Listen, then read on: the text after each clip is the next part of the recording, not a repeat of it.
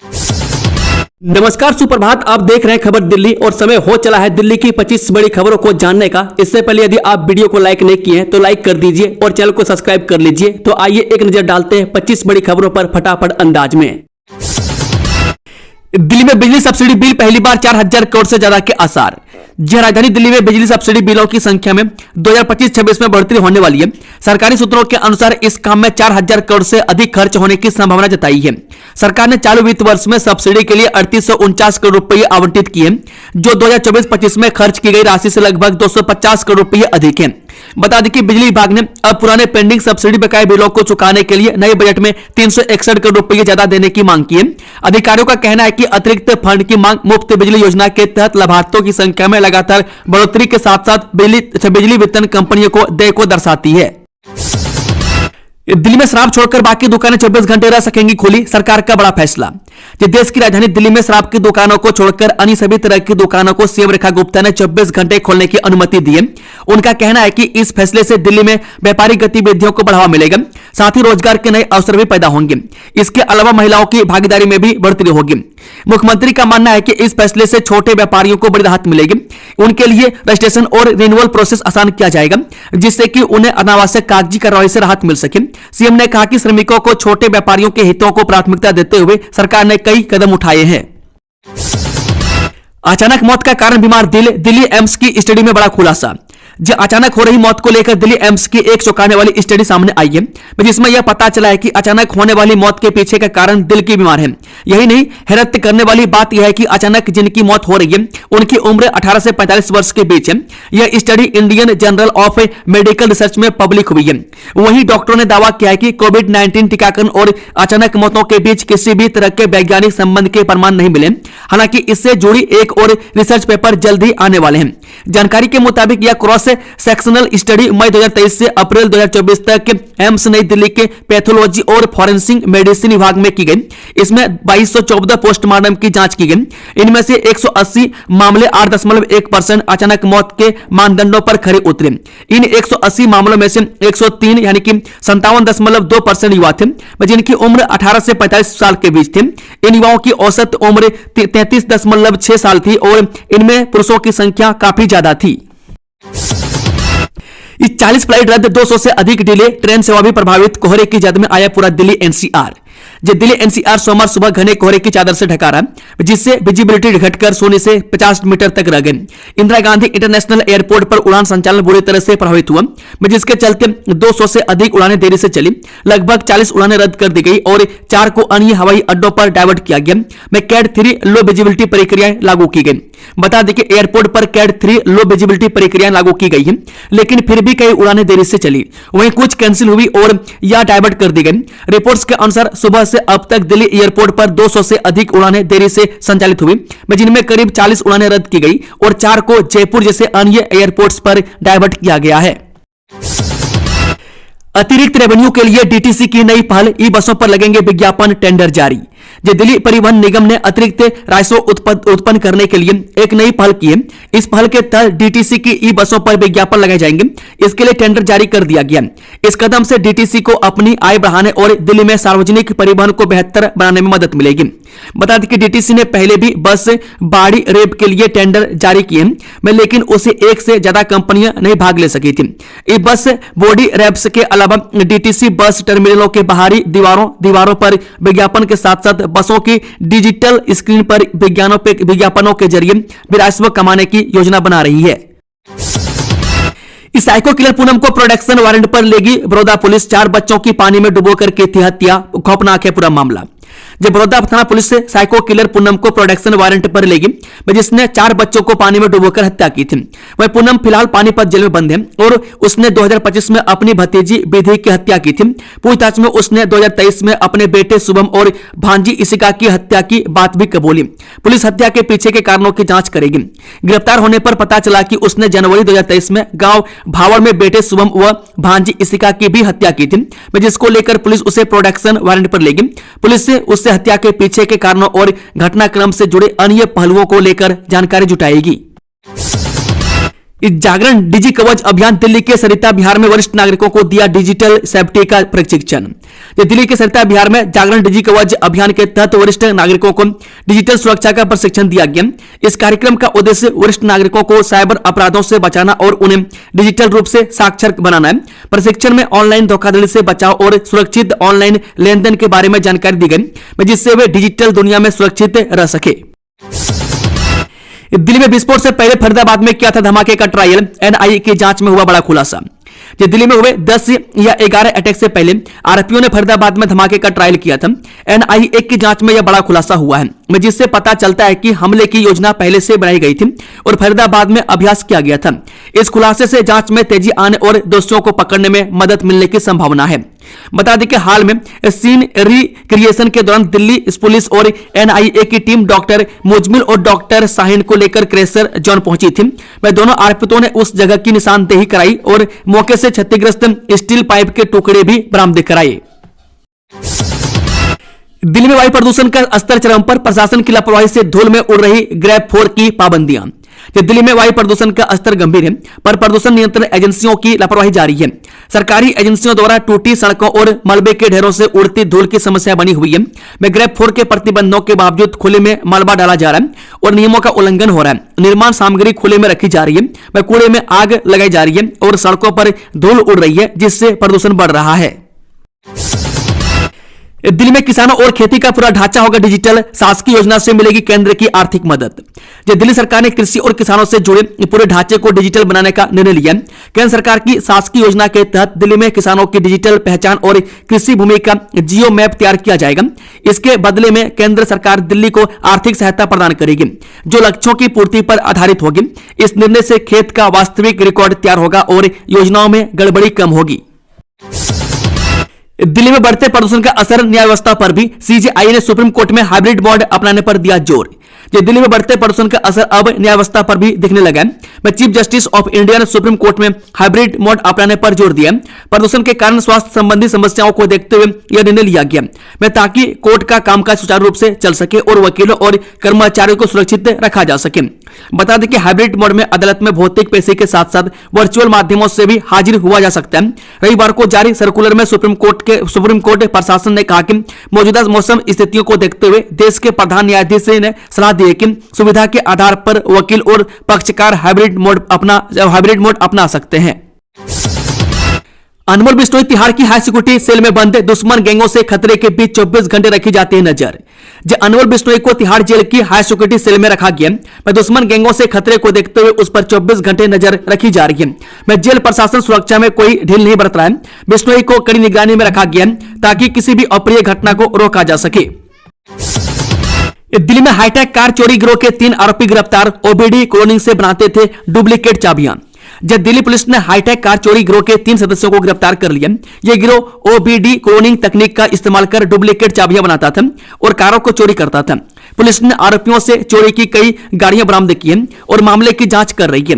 गिरफ्तार आरोपितों की पहचान यूपी हापुड़ के सोनीपत, हरियाणा के संदीप और यूपी इटावा के आशीष उर्फ दीपू के रूप में हुई है। आरोपितों का गाड़ी चोरी करने का तरीका बेहद अलग था।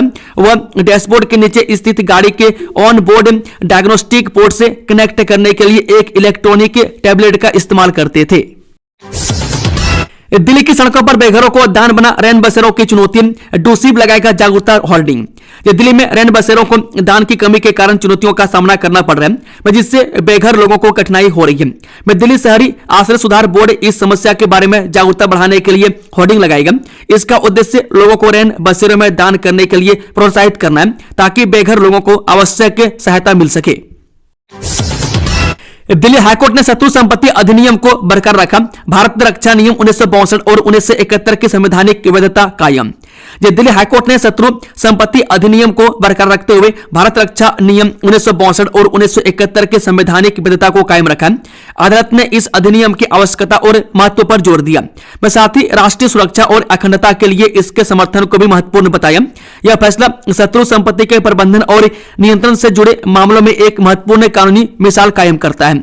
शत्रु संपत्ति अधिनियम के संबंध में सितंबर 2025 के आदेश को चुनौती देने वाली याचिका को खारिज करते हुए दिल्ली हाईकोर्ट ने भारत रक्षा अधिनियम 1962 और भारतीय रक्षा अधिनियम 1971 के कई प्रावधानों की संवैधानिक वैधता को बरकरार रखा है। लाल किला धमाके से पहले सफेदपोश आतंकियों ने फरीदाबाद में किया था ट्रायल, एनआईए ने मानी बड़ी सुरक्षा चूक। एनआईए की जांच में सामने आया कि लाल किला धमाके से पहले सफेदपोश आतंकियों ने फरीदाबाद में ट्रायल किया था। इस खुलासे से सुरक्षा में बड़ी चूक का पता चलता है। एनआईए से एक गंभीर मामला मान रही है और आगे की जांच कर रही है ताकि भविष्य में ऐसी घटनाओं को रोका जा सके। इस सैटेलाइट बनाम हकीकत, दिल्ली के 322 में से सिर्फ 43 जल निकाय में मिला पानी, रिपोर्ट में चौंकाने वाले आंकड़े। एक नई रिपोर्ट में सामने आया है कि दिल्ली में 322 जल निकायों में से केवल 43 में ही पानी है। में सैटेलाइट डेटा और जमीनी हकीकत के बीच यह विसंगति जल संरक्षण और प्रबंधन के लिए गंभीर चिंताएं पैदा करती है। रिपोर्ट दिल्ली में जल संकट की भयावहता को उजागर करती है और तत्काल कार्रवाई की आवश्यकता पर बल देती है। एमसीडी की बड़ी पहल, अस्पताल से मिलेगा जन्म प्रमाण पत्र, डिजिटल होगा सर्टिफिकेट, डिजी लॉकर में रहेगा रिकॉर्ड। दिल्ली नगर निगम ने एक नई पहल शुरू की है जिसके तहत अब अस्पतालों में ही जन्म प्रमाण पत्र उपलब्ध कराए जाएंगे। यह प्रमाण पत्र डिजिटल रूप में जारी किया जाएगा और डिजी लॉकर में सुरक्षित रहेगा। इस कदम से नागरिकों को जन्म प्रमाण पत्र प्राप्त करने में आसानी होगी और सरकारी दफ्तरों के चक्कर काटने से मुक्ति मिलेगी। एमसीडी का उद्देश्य सेवाओं को डिजिटल बनाकर नागरिकों को सुविधा प्रदान करना है। सदर बाजार से लोनी तक फैला नकली दवाओं का जाल, पुलिस ने किया रैकेट का पर्दाफाश। दिल्ली पुलिस की क्राइम ब्रांच की साइबर सेल ने नकली दवाओं के एक बड़े और संगठित रैकेट का पर्दाफाश किया। इस कार्रवाई में करीब 2 करोड़ 30 लाख रुपए की नकली दवाएं, कच्चा माल और मशीनरी बरामद की गई है। ये दवाएं असली ब्रांड के नाम पर देश भर में सप्लाई की जा रही थी, जो आम लोगों की सेहत के लिए गंभीर खतरा थी। बता दें कि दिल्ली पुलिस ने इस मामले को 2 आरोपियों को गिरफ्तार कर लिया। पकड़े गए आरोपियों की पहचान गौरव भगत और श्रीराम उर्फ विशाल गुप्ता के रूप में हुई है। क्राइम ब्रांच को गुप्त सूचना मिली थी कि सदर बाजार दिल्ली में नकली दवाओं के बड़े पैमाने पर सप्लाई हो रही है। इसके बाद पुलिस टीम ने सदर बाजार में छापा मारा, जहां से भेक्टोबेट सी और क्लोप जी जैसी शेड्यूल एस श्रेणी की नकली महलम बड़ी मात्रा में बरामद की गई। ये दवाएं आमतौर पर त्वचा रोग और खेल से जुड़ी चोटों में इस्तेमाल होती है, इसलिए इनका नकली होना बेहद खतरनाक है। मजाक करना आपको शोभा नहीं देता, रेखा गुप्ता पर अरविंद केजरीवाल का पलटवार, जाने पूरा मामला। जब दिल्ली में प्रदूषण को लेकर राजनीतिक बहस के बीच 20 प्याना ध्यान पद्धति पर तंज और जवाबी कटाक्ष सामने आए। 14 दिसंबर को आम आदमी पार्टी के प्रमुख और पूर्व मुख्यमंत्री अरविंद केजरीवाल ने मुख्यमंत्री रेखा गुप्ता की टिप्पणी को अनुचित बताते हुए कहा कि ध्यान की प्राचीन तकनीक का मजाक नहीं उड़ाया जाना चाहिए। बता दें कि मुख्यमंत्री रेखा गुप्ता ने पिछले सप्ताह एक कार्यक्रम में दिए अपने भाषण का वीडियो शेयर करते हुए प्रदूषण से निपटने के अपने नजरिए को बताया। उन्होंने कहा कि उनकी सरकार दिल्ली में रहते और काम करते हुए समस्याओं का समाधान खोज रही है। वहीं रेखा ने केजरीवाल पर तंज कसते हुए कहा कि वे खांसी ठीक करने के लिए दिल्ली छोड़कर 20 प्याना का अभ्यास करने के लिए भाग नहीं जाएगी। उन्हें यह भी जोड़ा कि मेरी दिल्ली मेरी जिम्मेदारी के भाव के साथ काम किया जा रहा है और समस्याओं का समाधान भी यहीं दिल्ली में मिलेगा। वह पोस्ट के साथ मुख्यमंत्री ने दावा किया कि प्रदूषण नियंत्रण के लिए अल्पकालिक और दीर्घकालिक दोनों उपाय लागू किए जा रहे हैं। दिल्ली पुजारी की पत्नी का कत्ल, मंदिर में घुसकर धारदार हथियार से हमला, सामने आई हत्या की वजह। दिल्ली के शाहदरा के मानसरोवर पार्क के इलाके में रविवार यानी कि 14 दिसंबर को दिन दहाड़े एक मंदिर के पुजारी की पत्नी की हत्या कर दी गई। मानसरोवर थाना से सिर्फ 100 मीटर की दूरी पर स्थित ज्वालाजी मंदिर में इस दिल दहला देने वाले वारदात को अंजाम दिया गया। रविवार को सुबह करीब 11:30 बजे एक अज्ञात बदमाश मंदिर में घुसा और धारदार हथियार से मंदिर के पुजारी महेश चंद शर्मा की पत्नी कुसुम शर्मा पर ताबड़तोड़ वार कर मौके पर ही बेरहमी से हत्या कर दी। दिल्ली में इन्फ्लुएंसर के साथ मारपीट और जान से मारने की धमकी, आम आदमी पार्टी विधायक और उनके बेटे पर आरोप।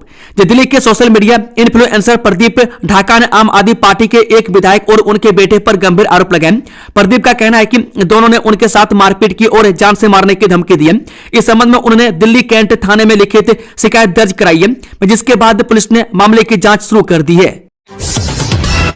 ये वोट चोरी पर कांग्रेस की रैली में पीएम मोदी के खिलाफ अपमानजनक नारे, बीजेपी का फटा गुस्सा। जब वोट चोरी को लेकर दिल्ली में कांग्रेस की रैली में पीएम मोदी के खिलाफ अपमानजनक नारे लगाए गए, इस पर भाजपा का गुस्सा फूट पड़ा है। मैं भाजपा के राष्ट्रीय प्रवक्ता संबित पात्रा ने कांग्रेस के वोट चोरी विरोध प्रदर्शन पर तीखा हमला बोला। उन्होंने कहा कि जनता अपने प्यारे नेता के प्रति इस तरह का अपमान बर्दाश्त नहीं करेगी। कांग्रेस कार्यकर्ता और नेता रविवार को दिल्ली के रामलीला मैदान में कथित वोट चोरी के खिलाफ एक विरोध रैली के लिए इकट्ठा हुए, जिसमें केंद्र और भारतीय चुनाव आयोग पर चुनावों में हेरफेर करने के लिए मिलीभगत करने का आरोप लगाया गया। विधानसभा सत्र में पेश होगा बिजली का संशोधित बजट, रेखा सरकार बढ़ा सकती है आवंटन राशि। दिल्ली में रेखा सरकार के अनुमान से ज्यादा से मुफ्त बिजली उपभोक्ता होने से सब्सिडी पर खर्च बढ़ गया। आधिकारिक आंकड़ों के अनुसार दिल्ली में जीरो बिल वाले उपभोक्ताओं की संख्या में तेजी से बढ़ोतरी दर्ज की गई है। इसके अलावा हर साल सर्दियों में यह संख्या और बढ़ जाती है। आंकड़ों की माने तो दिसंबर 2022 में जहां 31 लाख कनेक्शनों का बिजली बिल शून्य था, वही दिसंबर 2023 में यह संख्या बढ़कर 42 लाख हो गई। वही दिसंबर 2024 में यह आंकड़ा 45 लाख तक पहुंच गया, जबकि जनवरी 2025 में करीब 40 लाख उपभोक्ताओं को बिजली बिल शून्य रहा। यही वजह है कि सरकार पर बिजली सब्सिडी का वित्तीय दबाव लगातार बढ़ता जा रहा है। दिल्ली मुंबई एक्सप्रेसवे पर कोहरे का कहर, 30 से ज्यादा गाड़ियों की टक्कर, 4 की मौत। दिल्ली मुंबई एक्सप्रेसवे पर सोमवार को घने कोहरे ने कहर बरपा दिया। फरीदाबाद और नूह जिलों में अलग अलग स्थानों पर हुए हादसों में 4 लोगों की मौत हो गई। कई वाहन आपस में टकराए और 10 से अधिक लोग घायल हो गए। मरने वालों में एक CISF का सब इंस्पेक्टर बताया जा रहा है। पुलिस मामले की जांच में जुटी है। इस 14 प्रॉपर्टी और दुबई में ज्वेलरी कारोबार, अल फलाह के फाउंडर जावेद अहमद सिद्दीकी पर ईडी के नए खुलासे। दिल्ली लाल किला बम ब्लास्ट और आतंकी मॉड्यूल से जुड़े आरोपों से घेरे में आई हरियाणा की अल फलाह यूनिवर्सिटी के फाउंडर जावेद अहमद सिद्दीकी पर ईडी की जांच तेज हो गई है।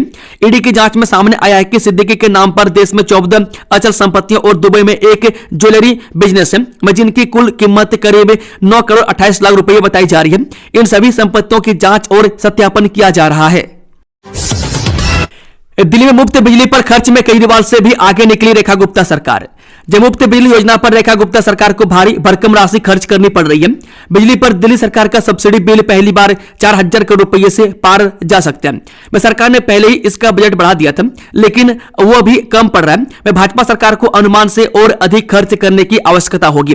टाइम्स ऑफ इंडिया ने सरकार के सूत्रों के हवाले से खबर दी है कि 2025-26 में बिजली सब्सिडी पर दिल्ली सरकार को 4000 करोड़ रुपए से अधिक की राशि खर्च करनी होगी। सरकार ने मौजूदा वित्त वर्ष के लिए 3849 करोड़ रुपए का आवंटन बजट में किया था, जो कि 2024-25 के मुकाबले 250 करोड़ रुपए से अधिक था। रिपोर्ट के मुताबिक बिजली विभाग ने इस मद में अतिरिक्त 361 करोड़ रुपए की मांग की है।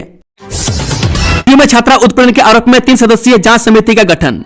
दिल्ली विश्वविद्यालय में एक छात्रा ने प्रोफेसर पर उत्पीड़न का आरोप लगाया, जिसके बाद विश्वविद्यालय प्रशासन ने 3 सदस्यीय जांच समिति का गठन किया। छात्रा ने इस सोशल मीडिया पर वीडियो पोस्ट कर प्रोफेसर पर गंभीर आरोप लगाए और विभागाध्यक्ष पर धमकाने का आरोप लगाया। विश्वविद्यालय प्रशासन छात्रा और उसके परिवार से संपर्क करने का प्रयास कर रहा है। जांच रिपोर्ट 2 से 3 दिनों में सौंपे जाने की संभावना है। इस मेट्रो स्टेशन पर जाम से मिलेगी राहत, 10 करोड़ की लागत से होगा सड़क का चौड़ीकरण काम शुरू। भारत दिल्ली में रिठाला मेट्रो स्टेशन से सप्लीमेंट्री ट्रेन तक लगने वाले जाम से वाहन चालकों को जल्द राहत मिलेगी। बता दें कि 9 करोड़ 50 लाख रुपए की लागत से सड़क चौड़ीकरण और नाले बनाने का काम शुरू हो गया। स्थानीय सांसद और विधायक ने इस परियोजना का शिलान्यास किया। 6 महीने में सड़क की चौड़ीकरण का कार्य पूरा हो जाएगा।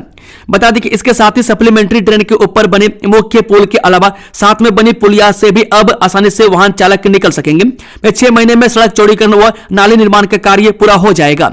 दोस्तों, खबरों का सिलसिला समाप्त होता है। अगर खबरें पसंद आई तो वीडियो को लाइक, शेयर, चैनल को सब्सक्राइब जरूर कर ले। Thank you, all the best, जय हिंद।